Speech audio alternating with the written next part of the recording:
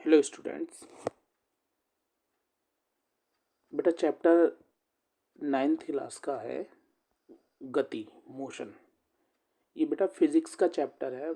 बच्चों को बहुत टफ लगता है और लेकिन है बहुत इजी चैप्टर। कंसेप्ट आपको क्लियर हो गए तो इसका न्यूमेरिकल क्लियर हो जाएगा, इसकी सारी बातें समझ में आ जाएंगी।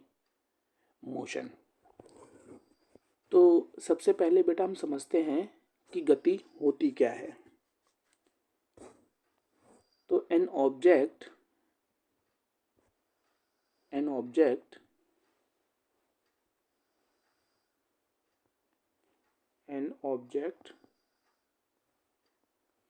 change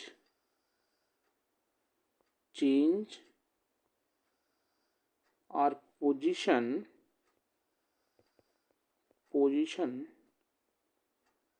with respect to time is called motion। यानी कि वस्तु समय के साथ अपनी अवस्था में परिवर्तन लाए, मोशन यानी कि गति कहलाती है। वस्तु समय के साथ अपनी अवस्था में परिवर्तन लाए गति कहलाती है। ठीक है बेटा, गति कहलाती है। अच्छा, समय बहुत इंपॉर्टेंट है। इंग्लिश में जो मैंने लिखा है ना विथ रिस्पेक्ट टू, इसको बच्चों बड़ी क्लासों में आप विथ रिस्पेक्ट टू WRT के नाम से भी जानोगे, बस ऐसी शॉर्ट फॉर्म में। तो ये मोशन है। अगर हम इसके एग्जाम्पल दें तो एग्जाम्पल क्या होंगे, जैसे पक्षी उड़ रहे हैं, moving chair, fly birds, comma, जब हम कुर्सी पे बैठते ना और हम उसे हिलाते रहते हैं तो ये मूविंग चेयर। ठीक है बेटा। अच्छा, अब आपको मोशन के बारे में समझ में आ गया कि मोशन क्या होता है। अब हम मोशन के टाइप समझते हैं। मोशन जैसे आपने देखा होगा लीनियर मोशन,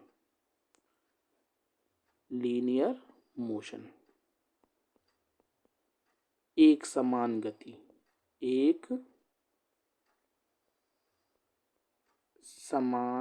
गति या रेखीय गति, हिंदी में रेखीय गति। इसका एग्जाम्पल सबसे अच्छा है, 26 जनवरी पे आप परेड देखते हो तो जो सैनिक होते हैं वो देखो एक ही रो में चलते हैं। ये लीनियर मोशन का सबसे अच्छा एग्जाम्पल है। दूसरा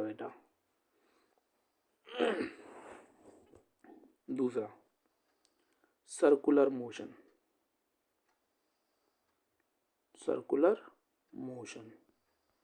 इसको बोलते हैं वृत्तीय गति।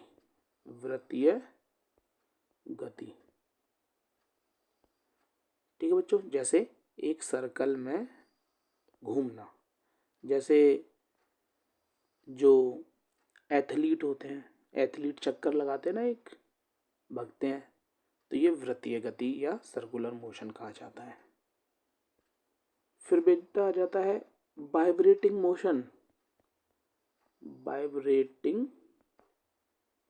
मोशन।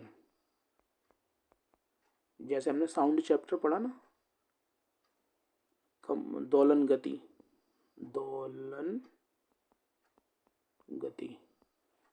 देखो दोलन होता है क्या, समझो पहले। ये हमने पेंडुलम लगाया, जो घड़ी होती है ना, तो ये ये लो, ये बॉब है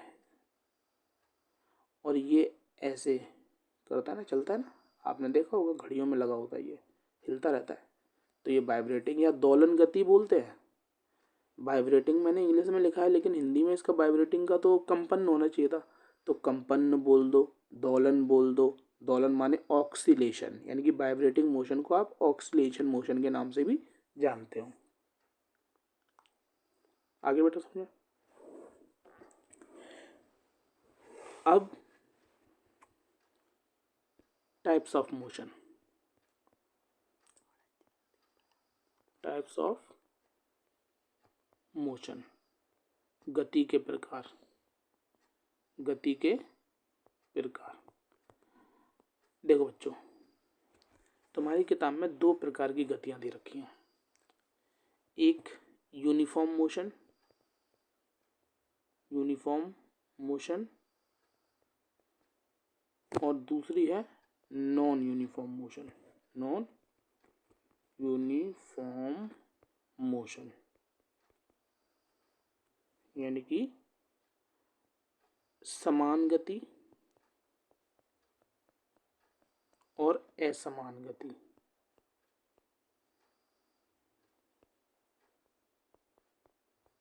अब हम नंबर नंबर करके इनकी डेफिनेशंस पढ़ेंगे।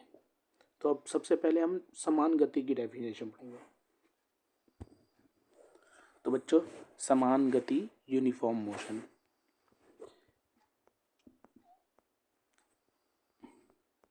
It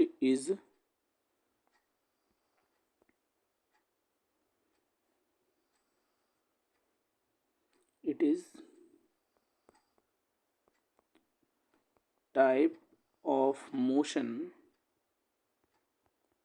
it is type of motion an object travel an object travel equal, ध्यान से समझना बच्चों, equal distance in equal interval of time। Hindi में,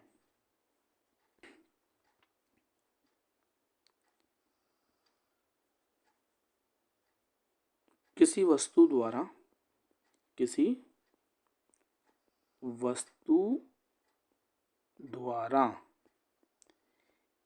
एक समय में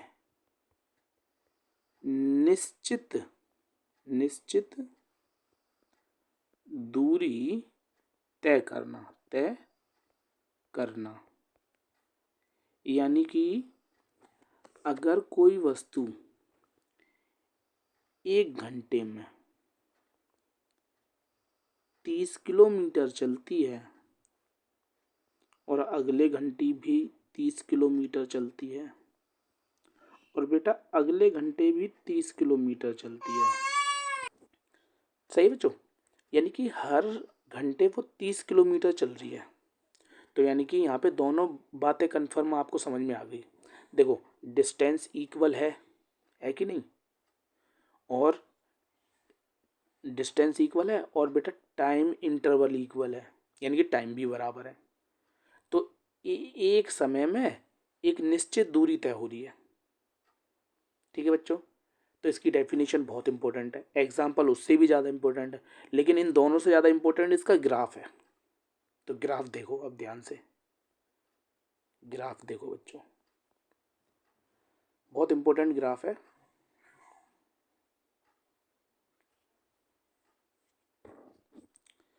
बेटा ये जो नीचे है ना, नीचे तो होता है टाइम और ऊपर होता है डिस्टेंस।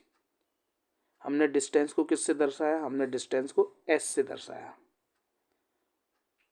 ये देखो, ये सीधा जाएगा, ठीक है बच्चों। अगर ये सीधा गया, देखो स्ट्रेट है ना, स्लोप कैसा बन रहा है, यही तो स्लोप हमें पढ़ना है, यही वाला, ठीक है बच्चों। ये स्ट्रेट सीधा जाएगा, तो इसका मतलब है ये समान गति है। क्या है, समान गति का ग्राफ। आगे चलते हैं। अब आता है असमान गति, नॉन यूनिफॉर्म मोशन। डेफिनेशन में क्या चेंजेस करोगे अगर हम ये डेफिनेशन लिखवाते हैं? चलो पहले लिखवा देते हैं, फिर आपको समझ में आ जाएगा। It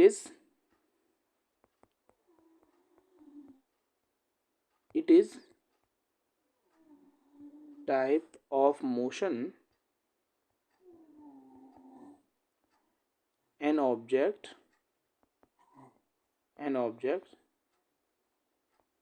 travel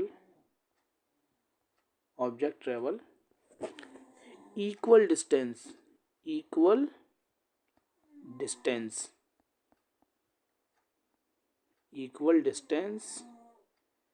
in unequal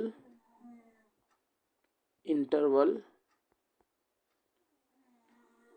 equal distance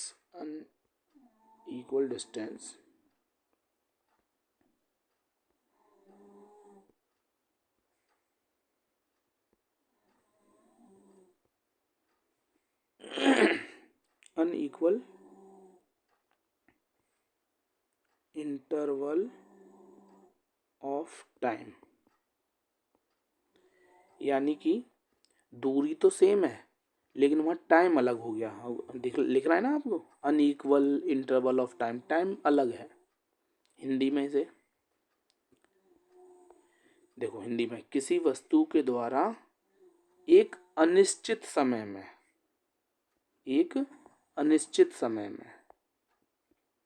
किसी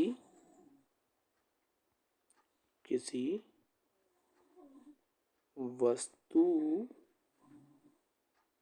द्वारा अनिश्चित समय में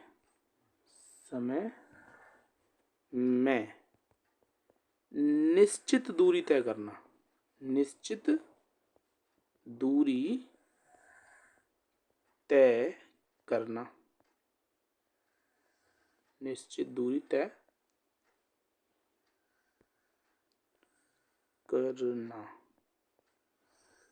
अनिश्चित, देखो बेटा यहाँ पे ना मैंने इंग्लिश में भी टाइम अनइक्वल करा है और हिंदी में भी टाइम अनइक्वल करा है। तो इसको बोलते हो आप असमान गति का उदाहरण। और वही डेफिनेशन जितनी इम्पोर्टेंट है उतना ही इम्पोर्टेंट इसका ग्राफ है। तो इसका ग्राफ कैसे बनेगा? ग्राफ देख लो बच्चों,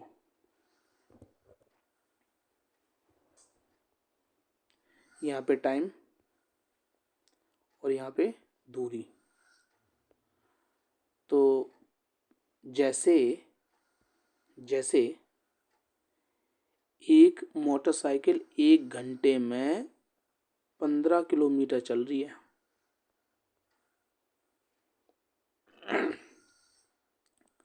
फिर 1.5 घंटे में वो 15 किलोमीटर चली। समझ में आ रहा है? टाइम अलग हो गया। फिर बेटा 3 घंटे में वो 15 किलोमीटर चली। तो ये उसका एग्जाम्पल हो गया। यानी कि टाइम अलग है लेकिन डिस्टेंस जो कवर हो रहा है वो इक्वल है, 15। तो ग्राफ कैसे बनेगा? ग्राफ बनेगा, ठीक है बच्चों, यानी कि सीधा ना जाके टेढ़ा मेढ़ा होएगा। हर कंडीशन में टाइम अलग अलग हो गया तो इस वजह से ऐसा ग्राफ बनेगा। अच्छा, किसी बच्चे ने पूछा कि क्या सर हम दूरी को अनिश्चित कर सकते हैं, टाइम निश्चित कर सकते हैं? बिल्कुल सही, वो भी डेफिनेशन बन सकती है। यानी कि अगर आप किसी एक को इक्वल कर रहे हो तो दूसरे को अनइक्वल करना पड़ेगा। यहाँ मैंने अनइक्वल टाइम लिया है ना, आप अनइक्वल डिस्टेंस ले सकते थे और इक्वल टाइम ले सकते थे। सही है बच्चों? यानी कि दोनों प्रकार की डेफिनेशन आप खुद लिख सकते हो, कोई इसमें समस्या वाली बात नहीं है। नेक्स्ट, अब आ जाता है बच्चों दूरी और विस्थापन में अंतर। जो कि ये वाला जो सवाल है ये जरूर 3 नंबर का या 2 नंबर का क्वेश्चन 100% आने वाला है। दूरी और विस्थापन में अंतर बताइए। तो आपको ऐसे ही ग्राफ, मतलब ऐसे आपको सेपरेट करके पॉइंट्स में आपको लिखना पड़ेगा। तो बेटा देखो, एक पॉइंट पॉइंट ये है ए और एक पॉइंट ये है बी। कोई एक ऑब्जेक्ट है जो ए से बी चलता है, ए से बी चलता है, तो जो चलने के बाद ये जो रास्ता है, पथ, स्पेस, इसके बीच में जो बोला जाता है ये बोला जाता है दूरी। सही है बच्चों, आ गया? यानी कि ए और बीच के जो खाली स्पेस है, खाली जगह है, space between the two points is called distance. यानी कि कोई, और सुनो मेरी बात, कोई आदमी जितने समय तक चलेगा उतनी ज़्यादा दूरी तय करेगा। समझ में आ गया? दूरी यानी कि जितना टाइम टेकन, मोर डिस्टेंस टेकन। अच्छा, दूसरा पॉइंट यह आदिश राशि है। आदिश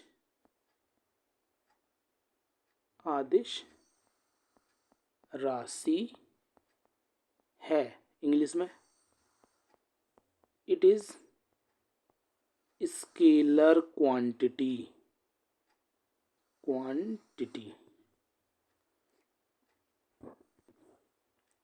तीसरा पॉइंट बेटा, तीसरे पॉइंट में आप लिखोगे डिस्टेंस, दूरी को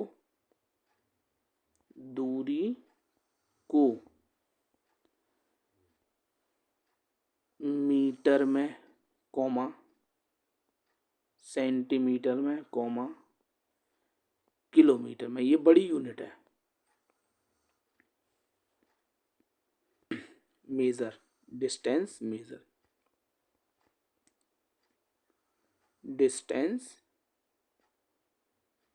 मेजर, ठीक है बेटा? या तो मीटर में, या सेंटीमीटर में, या किलोमीटर में। ये तीन चीज़ों से हम डिस्टेंस को मेजरमेंट करते हैं। क्लियर बच्चों? यानी कि आपके पास ये 3 पॉइंट पता चल गए डिस्टेंस के ऊपर। पहला पॉइंट, दूसरा पॉइंट, तीसरा पॉइंट। जब आप ये तीनों पॉइंट लिख के आओगे ना तो आपको नंबर मिलेंगे। अब इसका आ जाओ बेटा।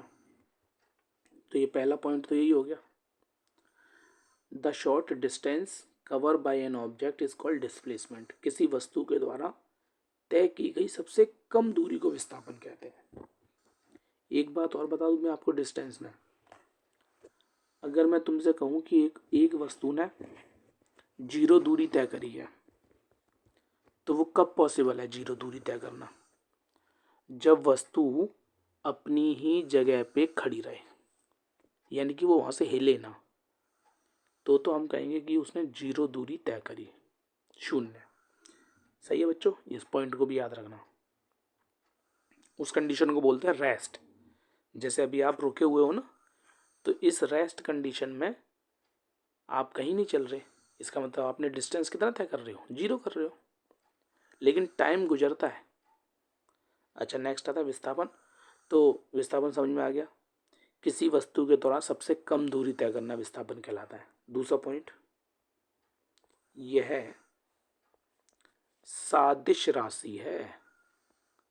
सादिश राशि है, इंग्लिश में it is vector quantity.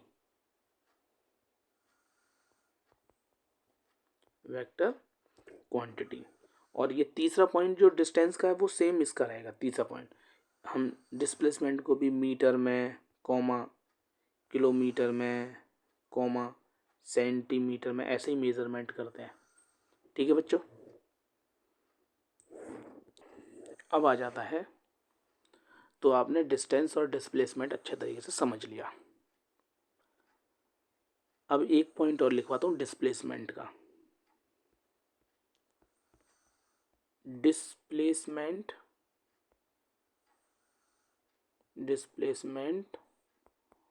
Of object में बी 0। किसी वस्तु का विस्थापन शून्य हो सकता है, शून्य हो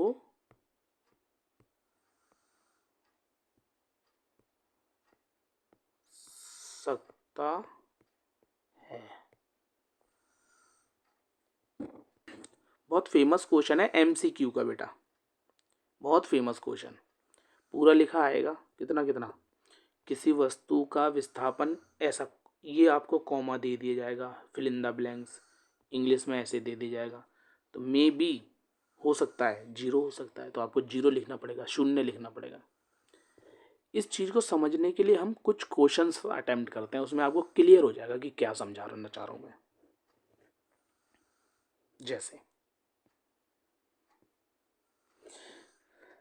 जैसे ये तो सबसे कॉमन क्वेश्चन है, ए बी।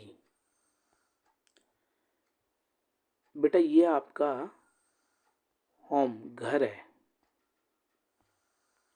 और जहां तुम लोग पढ़ने जाते हो ये आपका वो कोचिंग है। ठीक है बच्चों, कोच। और इसके बीच में 400 मीटर का डिस्टेंस है, 400 मीटर, यानी कि पॉइंट ए से पॉइंट बी के बीच की दूरी कितनी है। अब मैंने तुमसे कहा कि ए से बी चले जाओ, ए से बी चले जाओ, यानी कि घर से कोचिंग चले जाओ।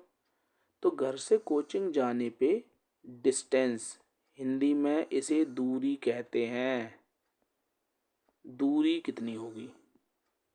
और इसी कंडीशन में डिस्प्लेसमेंट कितना होगा, विस्थापन कितना होगा। पूरी स्पेलिंग नहीं लिख रहा जगह की वजह से, विस्थापन। तो एक बात और याद रखना कि जो विस्थापन होता है दूरी के बराबर भी हो सकता है और दूरी से कम भी हो सकता है, लेकिन दूरी से कभी ज़्यादा नहीं होगा। ठीक है बच्चों, जो यानी कि डिस्प्लेसमेंट है is not more than distance, कभी भी डिस्टेंस से बड़ा नहीं होगा। डिस्प्लेसमेंट जो है वो डिस्टेंस से कम ही रहता है। ये पॉइंट है, इस पॉइंट को लिख लेना, मेंशन कर लेना। तो डिस्टेंस, अगर आप अपने घर से कोचिंग जाओगे तो मैंने ऊपर ले रखा है 400 मीटर का डिस्टेंस, तो बेटा आंसर क्या आएगा इसका, इसका आंसर आएगा 400 मीटर। और डिस्प्लेसमेंट कितना, तो डिस्प्लेसमेंट भी 400 मीटर। तो अभी मैंने क्या समझाया, डिस्प्लेसमेंट दूरी के बराबर हो सकता है लेकिन डिस्प्लेसमेंट दूरी से ज़्यादा नहीं होगा। अब बेटा कुछ देर बाद 1 घंटे में या 2 घंटे में तुम बी से ए पहुंच जाओगे, यानी कि तुम अपने वापस घर पहुंच जाओगे, घर पर, है ना। तो जब तुम घर पे पहुंच जाओगे तो डिस्टेंस और डिस्प्लेसमेंट, अब सपोज करो तुम घर पे पहुंच गए, तो जब तुम घर पे पहुंच गए तो बेटा ए से बी तो तुम एक चक्कर तो तुमने लगाया, फिर दूसरा चक्कर तुम रिटर्न भी गए, तो बताओ डिस्टेंस कितना हो गया। एक बार 400, फिर दूसरी बार 400, तो 400 400 800, 800 मीटर का डिस्टेंस तय करा आपने, दूरी तय करी। लेकिन इसी कंडीशन में आप जहाँ से चले थे वहीं पहुँच गए, और कोई भी बच्चा जहाँ से चला वहीं पहुँच जाए तो ये सबसे कम दूरी हो गई बच्चे के द्वारा। और बेटा सबसे कम दूरी इस कंडीशन में ज़ीरो हो जाएगी। कितनी हो जाएगी, ज़ीरो। आ गया बच्चों समझ में अच्छे तरीके से। बहुत ही इम्पोर्टेंट क्वेश्चन है ये। दूसरा एग्जाम्पल भी मैं इसी के ऊपर लूँगा। जैसे ए से बी, सेकेंड एग्जाम्पल, जैसे बेटा 400 मीटर था ए से बी के बीच में। अब किसी बच्चे को गोलगप्पे खाने हैं, तो वो सी दुकान पे पहुंच गया, और कोचिंग से वो सी दुकान की जो दूरी थी वो बेटा आपकी 120 मीटर पे है। कितने मीटर पे है? 120 मीटर पे। यानी कि बच्चा पहले घर से कोचिंग गया, ठीक है बच्चों, ट्यूशन गया, कोचिंग से बच्चा दुकान पे गया, गोलगप्पे की शॉप पर गया, और कोचिंग से गोलगप्पे की दुकान के बीच की दूरी 120 मीटर है। तो इस कंडीशन में डिस्टेंस जो होगा, यानी कि दूरी जो होगी वो होगी 400 जमा 120 बराबर आ गया 520 मीटर की। कितने मीटर की? 520। और बेटा इस कंडीशन में जो डिस्प्लेसमेंट हो जाएगा, विस्थापन जो हो जाएगा, वो हो जाएगा 280 मीटर। तुम कहोगे सर कैसे? देखो बेटा, ये उसे घर पहुंचने में अभी कितना डिस्टेंस है, तो पूरी लाइन जो है ए से बी तक 400 में से 120 घटा दो तो 280 बचेगा। तो ये जो 280 होगा ना, ये वाला, ये डिस्प्लेसमेंट कहलाएगा। क्या बोला? सबसे कम दूरी को डिस्प्लेसमेंट कहते हैं। सबसे कम दूरी अभी यही बची है। आ गया ना समझ में? और जब मैंने दूसरा एग्जाम्पल लिया था, ये वाला एग्जाम्पल लिया था, तो इसमें सबसे कम दूरी जहाँ लड़का पहुँचा वो अपने घर पहुँच गया, तो इसमें डिस्प्लेसमेंट कितना हो जाएगा? 0। तो ये 3 केस हैं। समझ में आया बच्चों? अब बेटा एक और एग्जाम्पल इसी के ऊपर।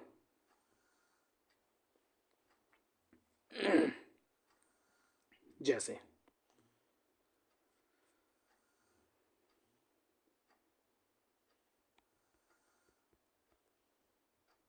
ये आपका तीसरा एग्जाम्पल है। ये एग्जाम्पल पेपर में भी आ चुका है कई बार। थोड़ा ध्यान से समझें इस एग्जाम्पल को।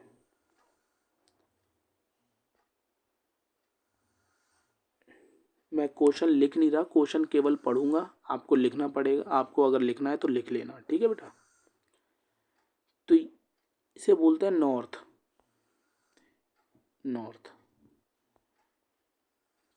ठीक है बच्चों, नॉर्थ। और ये हो गया ईस्ट, ये हो गया वेस्ट, और ये हो गया साउथ। सवाल ध्यान से समझना, ये वाला बहुत टफ क्वेश्चन है।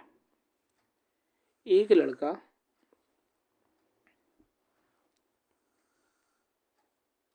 3 किलोमीटर नॉर्थ में गया, 3 किलोमीटर नॉर्थ में गया, फिर उसके बाद 2 किलोमीटर 2 किलोमीटर साउथ में गया, सॉरी वेस्ट में गया 2 kilometre. Again it take 3 kilometre north. तो अब वो फाइनली यहाँ पहुँच चुका है। रेड कलर से सिंबल बना रहा हूँ यहाँ। क्वेश्चन आ गया समझ में? और चला कहाँ से? अपने मीन पोजीशन से। पहले 3 किलोमीटर चला, फिर 2 किलोमीटर, और फिर, तो लड़के को यहाँ पहुँचने के लिए कितनी दूरी तय करी, कितना डिस्टेंस तय किया? उसके बाद लड़के ने कितना डिस्प्लेसमेंट तय किया, यानी कि विस्थापन। आगे बच्चों समझ में क्या निकालना है इस क्वेश्चन में? ये पेपर में तुम जरूर देखोगे ये वाला सवाल इस बार। तो बच्चों देखो, तो इसका नाम मैंने ओ रखा, ओरिजिन से चला। पहले पहले उसने इतना रास्ता ट्रेवल करा, 3 जमा फिर ऊपर 2 गया, जमा फिर 3 गया, 3 2 5 और 3 8। 8 किलोमीटर की दूरी तय करी है बच्चे ने। और अब डिस्प्लेसमेंट क्या होगा? तो मैंने क्या बोला? सबसे कम दूरी। तो ध्यान दो, लो, आ गया बच्चे समझ में? ये सबसे कम दूरी होगी। अब नीचे करके लाओ तो ये एक ट्रायंगल बन गया, O A B, O A B triangle. ये 3 है यानी कि यहाँ तक, और फिर यहाँ से यहाँ तक ये भी 3 है, तो 3 और 3 6, ऐसा ही बन रहा है। ये 6 हो जाएगा और ये कितना हो जाएगा, ये वाला, ये 2 हो जाएगा। हमें कौन सी निकालनी है, ये वाली साइड निकालनी है, तो ये परपेंडिकुलर है। अब बेटा अगर तुम लोगों को पाइथागोरस नहीं आती ना तो नहीं कर पाओगे ये सवाल।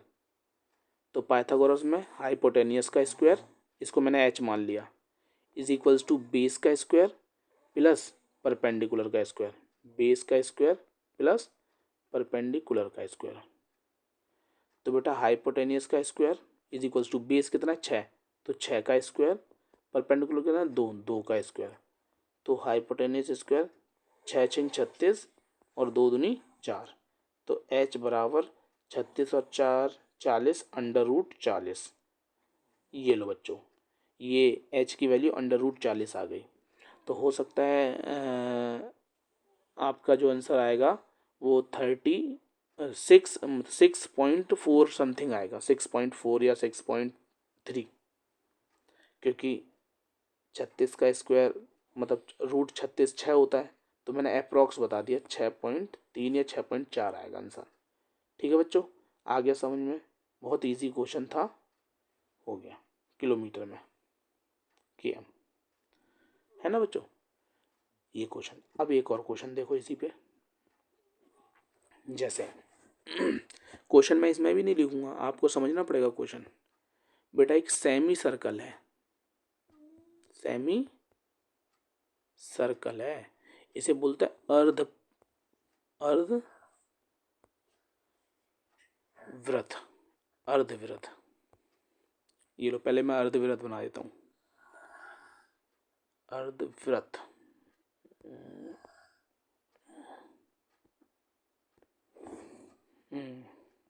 ठीक है बच्चों, तो जिसकी एक सेमी सर्कल है जिसकी रेडियस r है, तो यहाँ से यहाँ तक r होगा, तो ये भी कितना होगा r, रेडियस सेम होती है।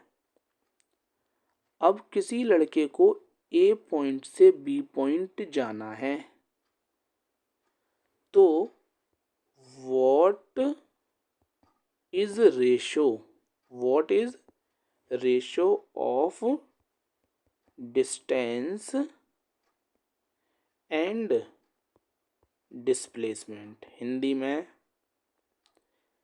कि अगर तुम्हें A पॉइंट से B पॉइंट जाना है तो दूरी और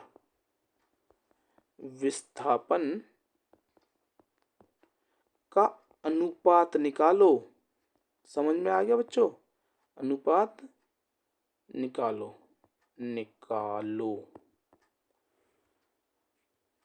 तो यानी कि अब आपको यहाँ पे अनुपात निकालना है, इंग्लिश में रेशो निकालने हैं, और किसका, दूरी का और बट्टे में विस्थापन का, विस्थापन। तो दूरी और विस्थापन का, तो दूरी कितनी है, तो बच्चों क्लास में 2 प्रकार के बच्चे होते हैं, एक तो शैतान और एक समझदार। जो समझदार होते हैं ना वो थोड़ी नालायक पंथी में रह जाते हैं, और जो शैतान होते हैं वो हुड़दंग करके कूद काट के भग जाते हैं। तो जो समझदार बच्चे हैं बेचारे शरीफ, वो ये वाला रास्ता अपनाएंगे, और सर्कल के इस रास्ते का नाम होता है पेरीमीटर, परिधि। और पूरे वृत्त की परिधि कितनी होती है बताओ फटाफट, बिल्कुल सही 2πr। और यहाँ मैंने सेमी पैरामीटर बोल रखा है, तो यहाँ पे 2πr ना रह के क्या रहेगी, ये 2 हट जाएगा, πr रहेगी। क्या रहेगी बेटा, πr, r सही बना देता हूँ, लो πr। यहाँ तक आ गया समझ में। और जो बच्चे थे थोड़े चालाक किस्म के, वो यहीं से कूद जाएंगे, यहाँ से चले जाएंगे सीधे B पॉइंट पे, तो उन्होंने कितना डिस्टेंस तय करा, r प्लस r, कितना, 2 बार r, 2r, तो r प्लस r 2r। तो ये हो जाएगा उनके द्वारा विस्थापन, ये हो जाएगी दूरी और ये हो जाएगी विस्थापन। तो उसका रेशो निकालना है। तो दूरी हो गई आपके पास पाई आर और विस्थापन हो गया आपके पास 2r, r से r चला गया। The correct answer is pi upon 2, pi upon 2। ये क्वेश्चन भी लिख दिया और इसका आंसर भी समझा दिया मैंने। आ गया समझ में आंसर। नेक्स्ट, इसी प्रकार से एक सवाल और लेते हैं, जैसे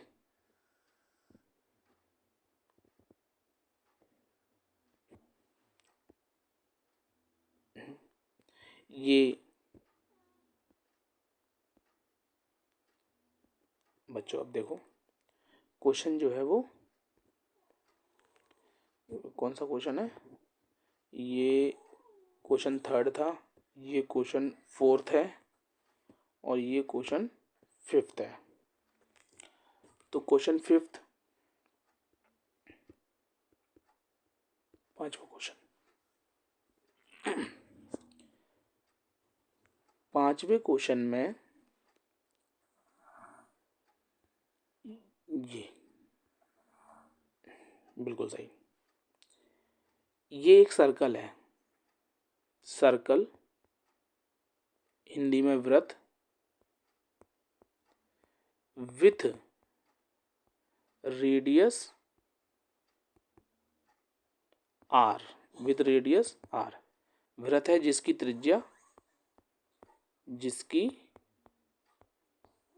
त्रिज्या r है। तो बच्चों अब आपको यहाँ पे क्या निकालना है, मैं मेंशन कर देता हूँ।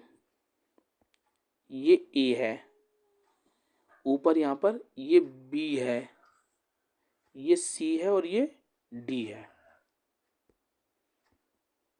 अब आपको निकालना इसमें ये है कि एक लड़का A पॉइंट पे खड़ा है और उसे B पे जाना है, फिर A से C पे जाना है, फिर A से D पे जाना है और फिर A से A पर आना है।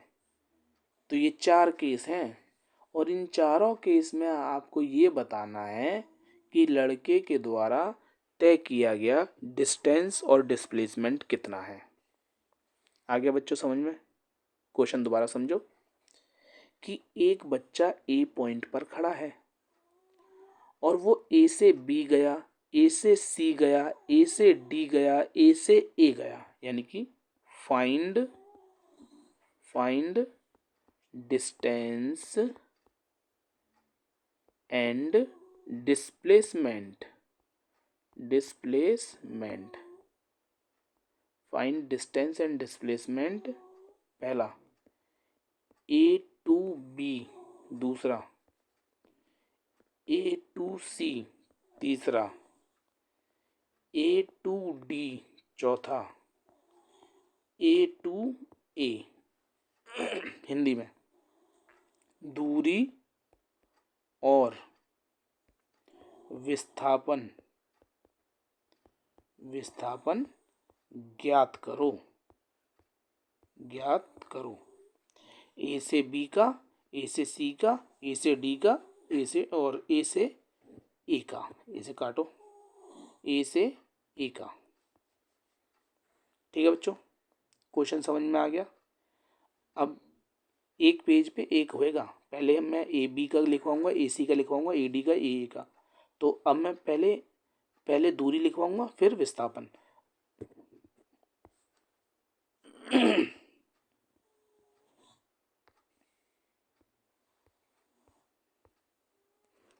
तो देख लो, तो इसके लिए मैं सबसे पहले यहाँ पे कुछ लिख देता हूँ कि वृत्त की परिधि। बेटा वृत्त की परिधि क्या होता है, कौन बताएगा वृत्त की परिधि क्या होती है? कमेंट बॉक्स में कर देना, देखते हैं कौन कौन का सही होएगा। 2 पाई आर, क्या कह रहे हो सर, बता दिया आपने, कोई नहीं चलो। तो वृत्त की परिधि 2 पाई आर। ठीक है बच्चों, अब ये कितने डिग्री का एंगल बना रहा है? 90 डिग्री का। यहाँ से यहाँ तक के बीच का डिस्टेंस कितना है? रेडियस है। ये कितना है? ये भी रेडियस है। ये कितना है? ये भी रेडियस और ये भी, ये सब रेडियस है। सेंटर से सरकमफेरेंस की दूरी। इंग्लिश में इसे जो गोला है ना, ये जो ये है, ये सरकमफेरेंस कहा जाता है इसे, और हिंदी में परिधि। तो सरकमफेरेंस ऑफ सर्कल 2πr। अब एक बच्चे को ए से बी जाना है, तो देखो ध्यान से। अब बच्चे को ए से बी जाना है, तो ए से बी जाने में वो ये रास्ता ट्रेवल करेगा, यानी कि ये कितने भागों में बट गए? 4 भागों में बट गए। तो 4 भाग में से वो एक ही भाग तो कवर कर रहा है ना? और एक किसका भाग कवर कर रहा है? वो पाई आर का भाग कवर कर रहा है। किसका बेटा? पाई आर का। ठीक है बच्चे? तो 2 1 ज़ा 2, 2 2 ज़ा 4, तो the answer is 1/2 pi are.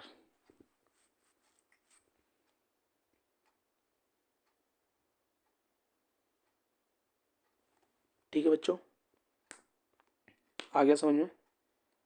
ये तो हो गए ए से बी पहुंचने का दूरी। ए से बी इतनी दूरी में पहुंचेगा वो। अब ए से बी डिस्प्लेसमेंट कितना होगा? हिंदी में विस्थापन कितना होगा? विस्थापन, ये थोड़ा समझने वाला है। विस्थापन के लिए हम लोगों को समझना पड़ेगा कि जब बच्चा यहाँ खड़ा था, तो वो सीधा अगर यहाँ से चला जाता तो ये सबसे कम दूरी होती, और अगर सबसे कम दूरी होगी तो ये 90 डिग्री का एंगल है, ये बीच में ओ है। तो एक यहाँ ट्रायंगल बन रहा है। क्या बन रहा है बेटा? ट्रायंगल, जिसमें ए बी की दूरी आपको निकालनी है, और ये रेडियस है और ये भी रेडियस है, यानी कि बेस रेडियस और परपेंडिकुलर रेडियस। तो displacement should be, Pythagoras using करी है हमने, तो ए बी का स्क्वायर बराबर ओ ए का स्क्वायर प्लस में ओ बी का स्क्वायर, ओ बी का स्क्वायर। पाइथागोरस थ्योरम की स्टेटमेंट ये है कि द स्क्वायर ऑफ हाइपोटेनियस, इसको मैं एच मान लेता हूँ, इज इक्वल्स टू बेस का स्क्वायर प्लस परपेंडिकुलर का स्क्वायर का सम। तो ओ आर का वैल्यू आर है, आर का स्क्वायर, ये आर का स्क्वायर, तो एच स्क्वायर बेटा आर आर 2r स्क्वायर। ये जो h का स्क्वायर है ये रूट में चला जाएगा। किस में चला जाएगा? ऐसे करके h is equals to √2r square. बेटा स्क्वायर से रूट कट जाता है, तो h बराबर √2r। ये लो बच्चों, लड़के ने इतना डिस्प्लेसमेंट किया, √2r। ठीक है बच्चों? अब दूसरा क्वेश्चन इसी का। अब ए से सी पर आना है, ए से सी। अब ए से सी के दो तरीके से आ सकता है, या तो ये ट्रैक अपना ले, या सीधा ये वाली रास्ता अपना ले, ये वाला। तो जो ट्रैक अपनाएगा सरकमफेरेंस सर्कल, तो वो तो हो जाएगा डिस्टेंस, तो दूरी, डिस्टेंस। तो डिस्टेंस कितनी हो जाएगी बेटा?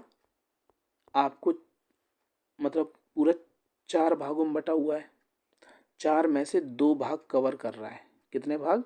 2 भाग, 1 2, 2 क्वाड्रेंट।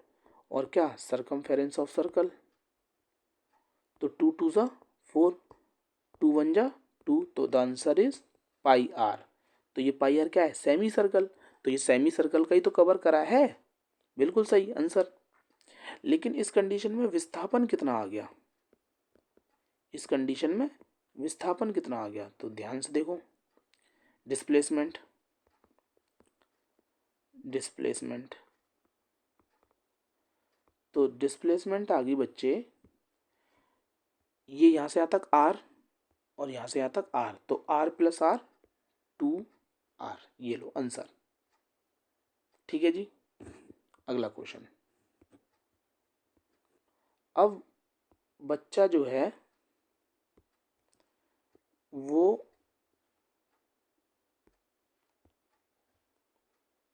डी पॉइंट पे पहुंच गया, ए से डी, अभी तो सी तक हमने निकाल दिया, अब बच्चा डी पॉइंट पे पहुंच गया। अब बच्चा जब डी पॉइंट पे पहुंचा तो ए टू डी, यहाँ पहुंचने पर उसने 1 2 3 ये 3 हिस्से कवर करे हैं, 3 हिस्से कवर करे हैं, किसके, पूरे सर्कल के, जो सर्कल कितने भागों में बटा है, 4 भागों में। तो यहाँ पर मल्टीप्लाई किससे, सरकमफेरेंस ऑफ सर्कल से, 2 1 ज़ा 2, 2 2 ज़ा 4, तो the answer is 3/2 pi r. आ गया बच्चों आंसर। विस्थापन देख लेते हैं इसका कितना हो गया, यानी कि डिस्प्लेसमेंट, डिस्प्लेसमेंट। तो जो बच्चे थे वो ऐसे भी तो जा सकते हैं, है ना, तो ये कितना है 90 डिग्री का एक ट्रायंगल बन गया ना। तो जो अभी मैंने ऊपर ट्रायंगल बनाया था ना, यहाँ पे जो आंसर ये होगा वही आंसर ये होगा, सेम कैलकुलेशन करनी है, तो the correct answer is √2r, वही होगा सेम टू सेम। अब बेटा अगला क्वेश्चन,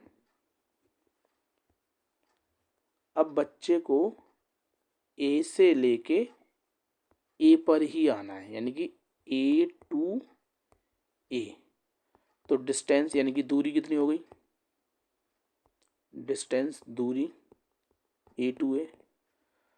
तो बेटा बच्चे ने 4 भाग कवर करे 4 के, यानी कि 1 2 3 4, चारों भाग कवर कर लिए तो 4 आ गया ऊपर, और कितने पार्ट में बटा था, 4 पार्ट में बटा था। और किसके 4 भाग कवर करे हैं, सरकमफेरेंस ऑफ सर्कल के, 2 पाई आर के, तो 4 बन जा 4, the correct answer is 2 pi r. तो हमने समझ रखा है पूरे सर्कल का सरकमफेरेंस 2 पाई आर होता है। अच्छा, इस कंडीशन में डिस्प्लेसमेंट कितना हो गया, किसके समझ में आ गया, जिसके समझ में आ गया उसे पता चल गया डिस्प्लेसमेंट कितना हो गया, यानी कि विस्थापन। बच्चा जहां से चला था वहीं पहुंच गया, घर से तुम कोचिंग पढ़ने गए थे, अब कोचिंग पे छुट्टी होने के बाद तुम घर पे पहुंच गए, तो डिस्प्लेसमेंट कितनी तय करी आपने जब आप घर पे पहुंच जाते हो, बिल्कुल सही, आप लोगों को समझ में आ गया, 0। ठीक है बेटा, तो इस कंडीशन में 0 डिस्प्लेसमेंट आ गई, ये क्वेश्चन समझ में आ गए, बहुत आसान क्वेश्चन था। चलो नेक्स्ट टॉपिक, नेक्स्ट टॉपिक आता है बेटा स्पीड, नेक्स्ट टॉपिक आता है स्पीड, हिंदी में चाल, बहुत आसान टॉपिक है चाल, ये लास्ट टॉपिक है, इसके बाद मैं दूसरी वीडियो बनाऊंगा इसकी अलग दूसरे पार्ट में, तो वो 2 पार्ट की वीडियो होगी ये, सही है, क्योंकि इस पर लेंथ ही चला गया, वो डिस्टेंस और डिस्प्लेसमेंट के क्वेश्चन हो गए ना। तो बेटा चाल देखो, अच्छा चाल पे जो मैं क्वेश्चन करवाऊंगा ये same to same question paper में आता है, डिजिट भी चेंज नहीं होंगी, तो इसी पे ध्यान दीजिएगा। तो चाल क्या होता है, it is the ratio of, it is the ratio of distance and time, चाल यह दूरी और समय का अनुपात होता है, दूरी और समय का अनुपात होता है, यानी कि चाल बराबर दूरी बट्टे समय। इंग्लिश में speed is equals to distance upon time. तो बेटा स्पीड को हम v से दर्शाते हैं, डिस्टेंस को हम s से दर्शाते हैं, टाइम को हम t से दर्शाते हैं। ये इसका फॉर्मूला हो गया। ठीक है बच्चों। यूनिट यूनिट यूनिट क्या हो जाएगी? यूनिट हो जाएगी मीटर। डिस्टेंस को नापते हो मीटर में, टाइम को नापते हो सेकंड में। तो metre per second is the unit of speed. Metre per second is the unit of speed. Is that clear? तो ध्यान से याद रखें इसकी, मीटर पर सेकंड जो है वो स्पीड की यूनिट होती है। नेक्स्ट अब आ जाता है बच्चों औसत चाल। औसत चाल यानी कि एवरेज स्पीड। जैसा मैंने आपको यहाँ लिखवाया ना, देखो क्या लिखवाया डेफिनेशन में। डेफिनेशन में लिखवाया डिस्टेंस अपॉन टाइम, दूरी बट्टे समय, चाल, डिस्टेंस अपॉन टाइम। तो अब हम औसत चाल की बात कर रहे हैं, एवरेज स्पीड की बात कर रहे हैं। तो बेटा average speed, average VAVG, V average, सही है बेटा, समझ में आ गया? इज इक्वल टू कुल दूरी इंग्लिश में टोटल डिस्टेंस बट्टे में कुल समय यानी कि VAVG।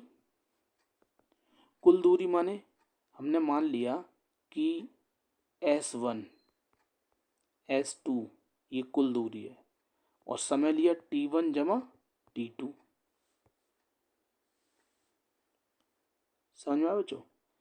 S1 plus S2, T1 plus T2, ये कुल दूरी हो गई और कुल समय हो गया। इनका रेशो कर दोगे तो वो औसत चाल निकल जाएगी। क्या निकल जाएगी? औसत चाल।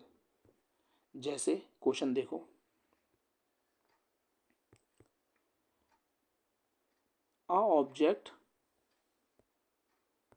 an object travel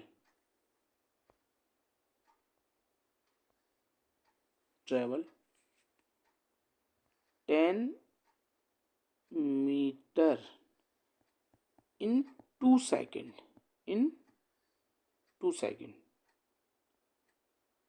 and another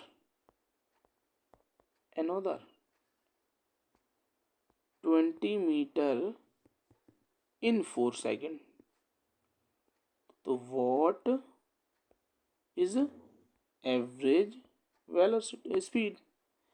Hindi में एक वस्तु 10 मीटर की दूरी 2 सेकंड में करती है तय, और दोबारा 20 मीटर की दूरी 4 सेकंड में करती है। तो औसत चाल निकालें। तो औसत चाल, तो बेटा दूरी कितनी है? एक तो है 10 मीटर, एक है 20 मीटर। हिंदी वाले ध्यान से समझें। तो कुल दूरी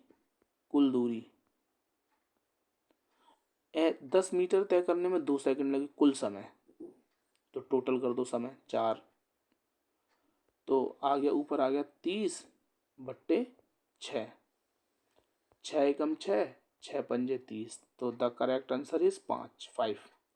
अच्छा यूनिट कौन बताएगा? इसकी यूनिट लिख के दिखाना मुझे खुद।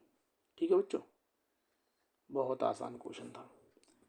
2-3 क्वेश्चन और दे देंगे इस पे लिख के, डायरेक्ट क्वेश्चन बना के। अब बेटा ये आपका स्पीड वाला टॉपिक क्लियर हो गया। अभी इसके वेलोसिटी, उसके बाद में एक्सेलरेशन, और उसके बाद में मोशन की इक्वेशन पे क्वेश्चन, 3 टॉपिक रह गए हैं। वो 3 टॉपिक अगली वीडियो में आ जाएंगे। इस वीडियो में हमने स्पीड तक ये वाला टॉपिक पूरा क्लियर कर लिया है। बहुत अच्छे तरीके से पढ़ना है और बिल्कुल समझ के पढ़ना है बच्चों। नोट्स इसके बनाते चलने हैं, तुम्हारा ही फ़ायदा होगा। ठीक है बच्चों, रिटर्न जरूर करना है। जब आप रिटर्न करोगे तो समझ में आएगा। ठीक है, लाइक करो, शेयर करो, कमेंट करो। Bye bye. Thank you for watching.